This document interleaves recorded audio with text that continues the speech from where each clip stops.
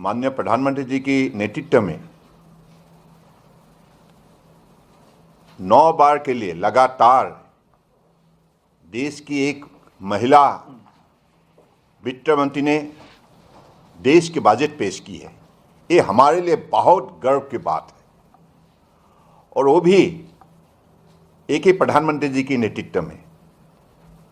मुझे लगता है स्वतंत्रता के पिछले 70 साल के अंदर पहली बार के लिए ऐसा हुई है कि आज हिंदुस्तान, भारत जिस तेज गति से अपने विकास यात्रा को माननीय प्रधानमंत्री जी के नेतृत्व में सफलपूर्वक आगे बढ़ाया है, तो निश्चित रूप से अमृत काल की इस यात्रा अगली 2047 तक हम सफल रूप 100% दे पाएंगे। And as you know, the government has 3 kartavyas. The first one is to accelerate and sustain economic growth by enhancing productivity and competitiveness and building resilience to volatile global dynamics. ये पहला है। दूसरा is to fulfill aspiration of our people and build their capacity and making them strong partners in India's path to prosperity.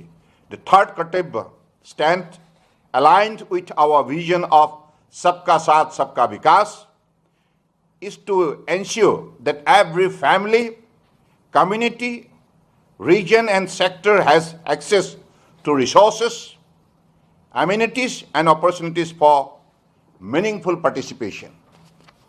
मैं विशेष रूप से हमारे इस budget में बहुत कुछ व्यवस्था रखी गई है और इनमें से मैं खास करके पोर्ट शिपिंग वाटरवेज मंत्रालय के लिए भी जो विशेष कदम उठाए गए हैं माननीय प्रधानमंत्री जी के नेतृत्व में, ये हमारे लिए बड़े सराहनीय बात है, बड़े उत्साहजनक बात है और इससे आज इस मंत्रालय को 2 गुना शक्ति मिल चुका है, क्योंकि इस मंत्रालय के जरिए अगले दिनों में देश की विकास यात्रा को आगे बढ़ाने के लिए जो भी हमें आत्मनिर्भरता के लिए इकोसिस्टम बनानी है, इस इकोसिस्टम के लिए इस बजट में व्यवस्था की गई है।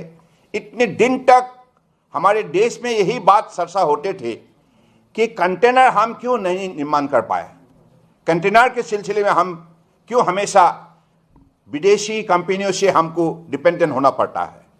तो इसके जवाब आज स्पष्ट रूप से दी गई है कि अगले दिनों में भारत में ही कंटेनर बनेगा। आत्मनिर्भर भारत, हम खुद अपने देश में कंटेनर बना के ये स्पष्ट करेंगे और हमारे तीनों वर्टिकल पोर्ट शिपिंग वाटरवेज के लिए जो भी इकोसिस्टम चाहिए ग्लोबल कॉम्पिटिटिवनेस का, वो इकोसिस्टम हम बनाएंगे।